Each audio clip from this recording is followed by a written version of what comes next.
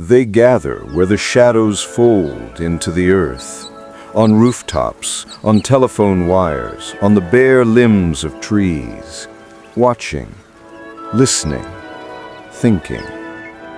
To many, they are simply birds, black silhouettes drifting across a gray sky. But to those who pay attention, a deeper truth emerges. Crows are not just creatures of feather and bone. They are minds at work. For centuries, humanity whispered stories about them, stories of omens, magic, mischief, creation, destruction. Some saw them as messengers between worlds, others feared them as symbols of death. Yet the real crow is neither angel nor demon. The real crow is something far more astonishing. It is one of the most intelligent creatures nature ever produced. A strategist, a problem solver, a survivor, a social mastermind, and perhaps a mirror, reflecting back the complexities of our own intelligence. Tonight, we step into their world, a world shaped not by brute strength, but by cunning, innovation, memory, and cooperation. A world where every caw is a message, every flight path a decision, and every shadowed figure perched in a tree, a genius in black. This is the story of the crow.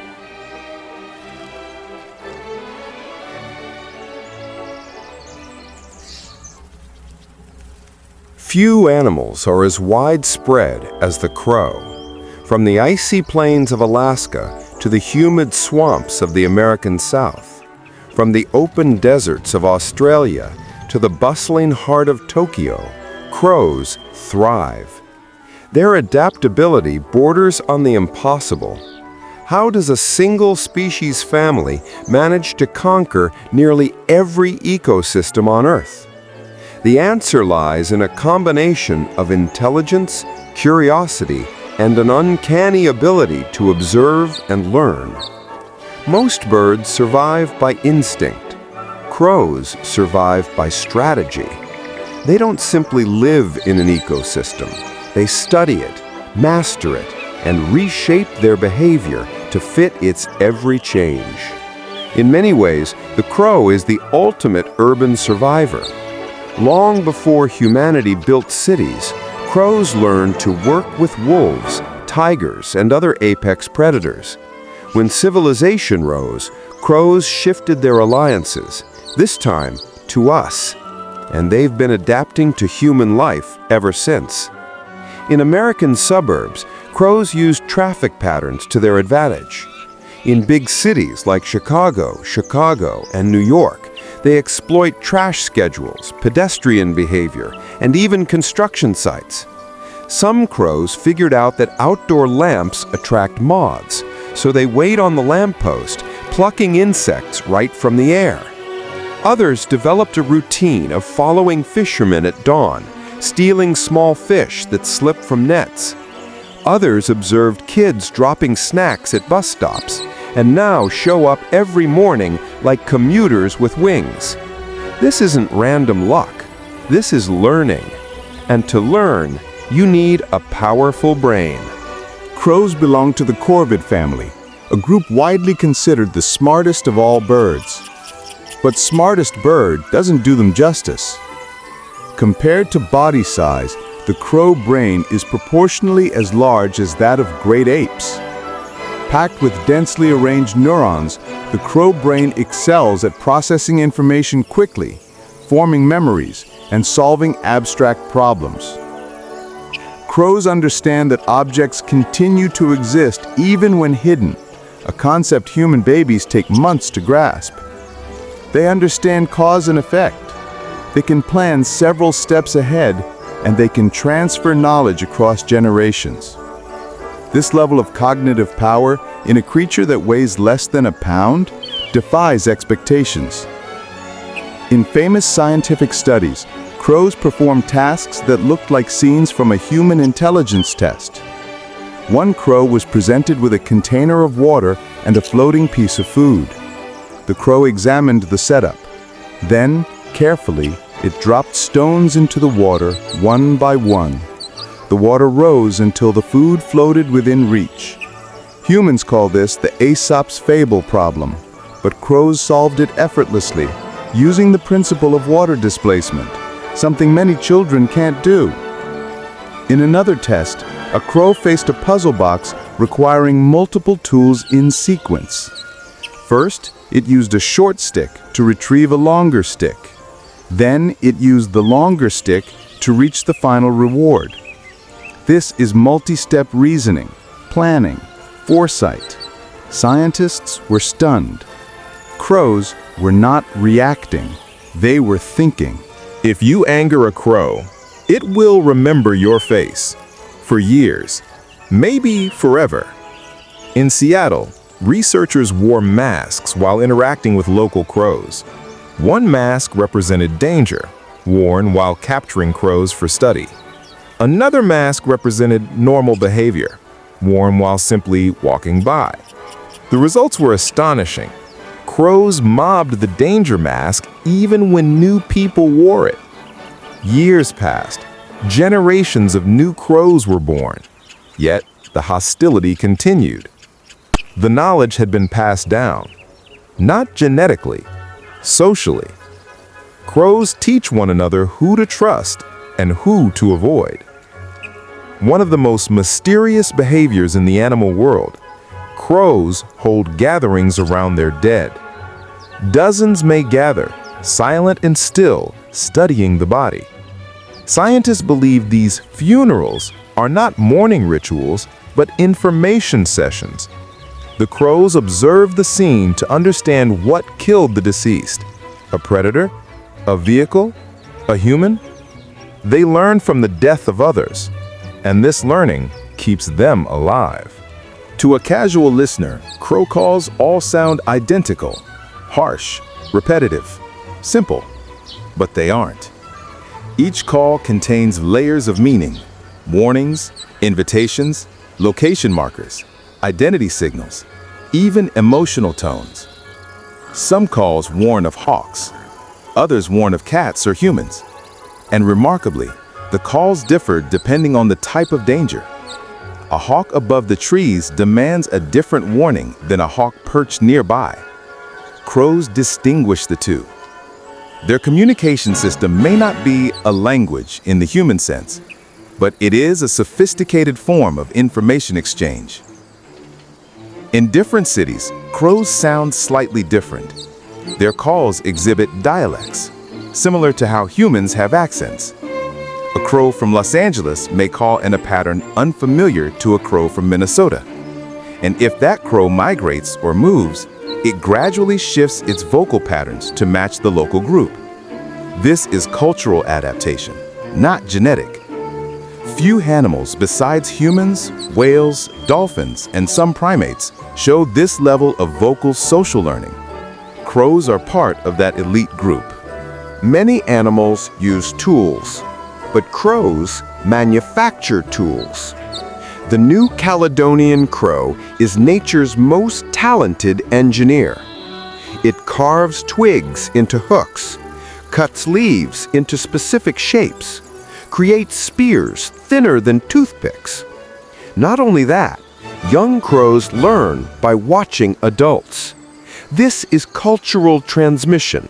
This is technology. When framed this way, the distinction between human tool use and animal tool use becomes blurry. In Japan, crows discovered that cars can crack walnuts. They drop hard nuts onto roads, wait for cars to crush them, then retrieve the pieces when the light turns red. This means they understand traffic light cycles, vehicle behavior, food availability, and timing. That's not instinct. That's intelligence operating at a high level.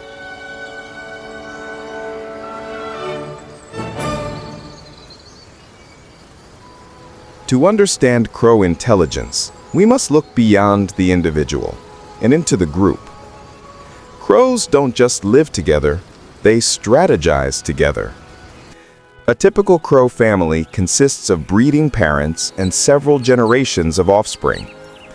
Older siblings help raise younger ones, protecting the nest, bringing food, and teaching survival skills. This cooperative breeding system is rare in the animal kingdom. Crows may be small in size, but their society is large in complexity. They have alliances. They have conflicts. They form friendships that last years. Some individuals act as scouts, others as guardians, others as food gatherers. This is not random behavior, it's organized. Sometimes, in forests or urban parks, dozens or even hundreds of crows gather in a single spot. People call these gatherings murders, the haunting name for a group of crows. But what are these meetings, really? Scientists believe they serve multiple purposes: information exchange, social bonding, selecting mates, learning about dangers, deciding new territories. In essence, a council, a democratic moment in the world of birds. One crow observes a threat during the day, a predator, a dangerous human, a new food source. At dusk, it communicates the information through complex calls and body posture. Others respond, adding their observations.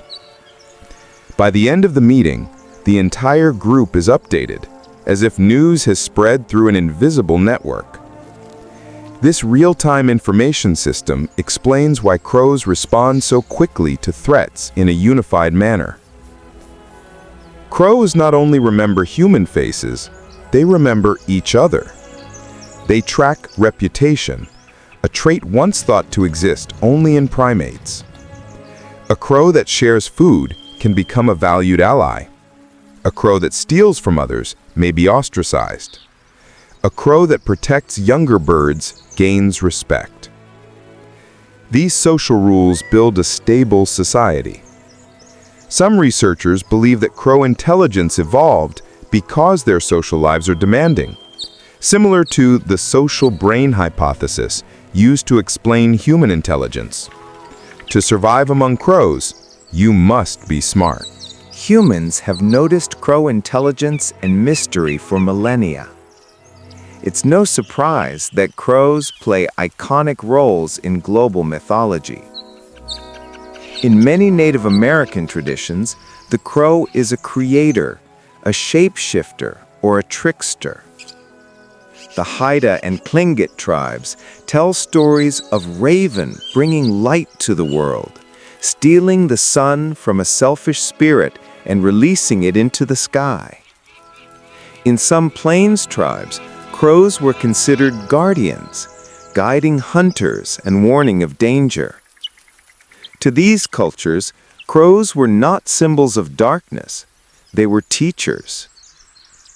Across Europe, crows often carried a darker image. Seen scavenging on battlefields, they became symbols of death.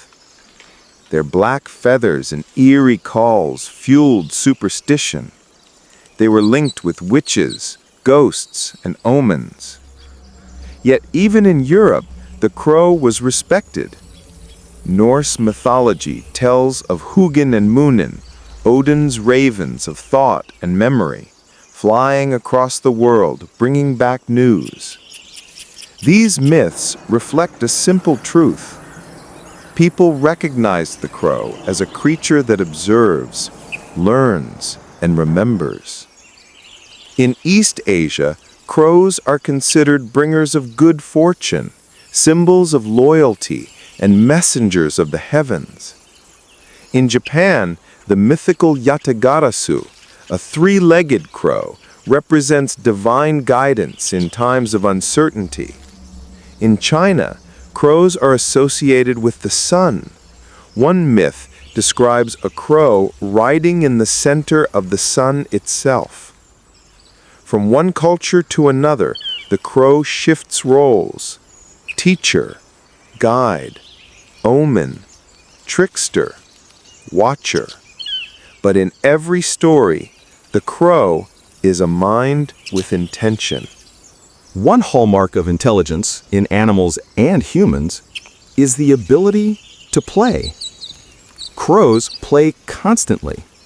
They slide down snowy roofs like children on a playground. They toss sticks in the air and catch them mid-flight. They perform aerial acrobatics for no reason other than joy. Young crows chase each other, wrestle, and even prank other animals. In Canada, crows were once seen rolling in the snow, flipping onto their backs and flapping their wings like they were making snow angels. Play has a purpose. It trains coordination. It strengthens social bonds. It builds problem-solving skills. Crows don't just play. They prank. They tug on the tails of dogs, foxes, and even eagles, then fly away before the animal reacts. They drop pebbles to startle other birds. They hide objects just to watch others find or lose them. These behaviors show advanced cognitive abilities: understanding cause and effect, anticipating reactions, enjoyment of surprise, confidence in escapability, social experimentation. This is not random behavior. This is deliberate mischief. And mischief requires intelligence. As cities grow, many animals struggle to adapt, but not crows. They thrive. A city is a crow's playground. Traffic lights become timing systems. Sidewalks become food sources. Trash bins become treasure chests. Human schedules become predictable patterns. Electrical wires become safe perches. Parks become meeting grounds. Rooftops become nests. Crows don't just live in cities, they understand them. Across America, some cities host nighttime roosts of thousands, even tens of thousands of crows. They gather at sunset, filling the sky like swirling ink. Why do they do this? Researchers believe that large groups deter predators. Warmth is shared on cold nights. Information is exchanged. Safety is increased. Social bonds are reinforced.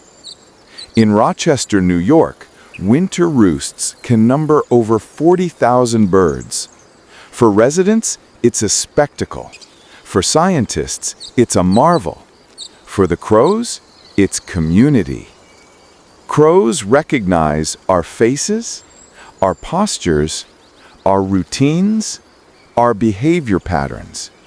They know which neighborhoods leave food outside. They know which streets have the most garbage on certain days. They know which parks have dog walkers who accidentally drop snacks. And in some cases, they even know which people are kind. Reports exist across America of crows bringing gifts to humans who feed them. Small stones, shiny beads, scraps of metal, pieces of glass polished by rain.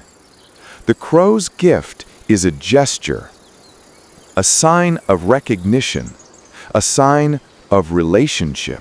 For years, scientists hesitated to use the word emotion when describing animals, but studies on crows challenge this hesitation. Crows show behaviors resembling curiosity, joy, frustration, anger, affection, fear, grief. Are these human projections? Perhaps partly. But when a crow stays by its injured mate, when a parent gently preens a frightened fledgling, when a group gathers silently around a fallen companion, emotion seems undeniable. Crow funerals are not superstition, they are science. When a crow dies, others gather not to mourn in a human sense, but to study. They examine the body, the location, the surroundings. They search for clues. This behavior shows risk assessment, memory formation, social learning, information communication. It's grief mixed with intelligence, emotion mixed with survival.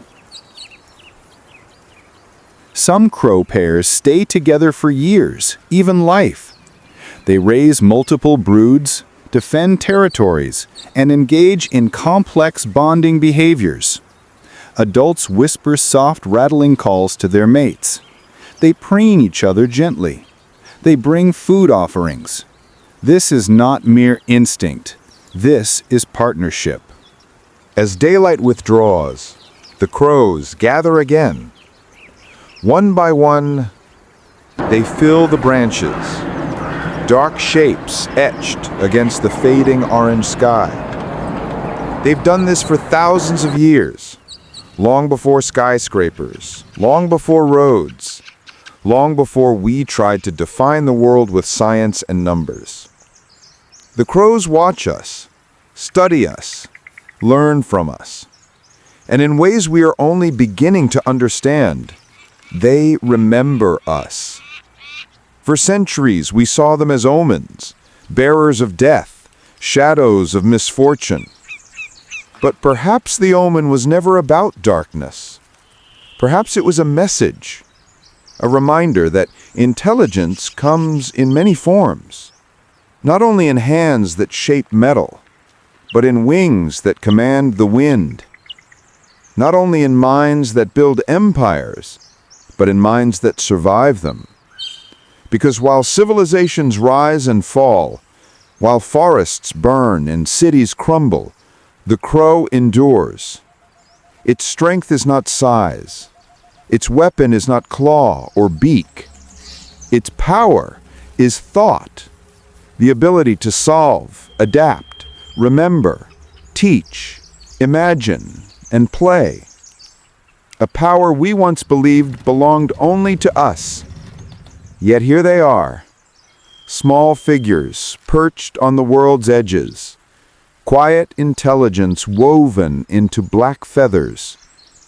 And perhaps, as we step into an uncertain future of changing climates, chaotic ecosystems, and shifting human landscapes, the crow is not just a survivor. It is a teacher. The shared future. In their eyes, we see something uncomfortably familiar.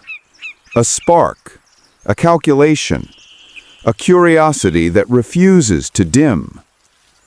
We are not alone in our complexity, not the only species that plans, learns, remembers, creates, grieves, and plays. The crow is proof that nature built more than muscle and instinct. It built minds, minds in many shapes, minds in many bodies. And in the crow we find one shaped like midnight, sharp, observant, and endlessly alive. So the next time you see a crow perched on a streetlight, rummaging through leaves, or gliding silently through the gray morning sky, don't dismiss it as just another bird. You are looking at a thinker, a memory, a strategist, a survivor of ancient worlds, and a witness to the future. In the end, the crow is not an omen of doom, but a symbol of resilience, a testament to the power of intelligence in even the smallest of creatures, a reminder that we share this planet with minds we are only beginning to understand. And as the crows rise into the twilight, their wings carving shadows into the last light of day, we realize something profound. The genius of the crow is not hidden in darkness. It has been soaring above us all along.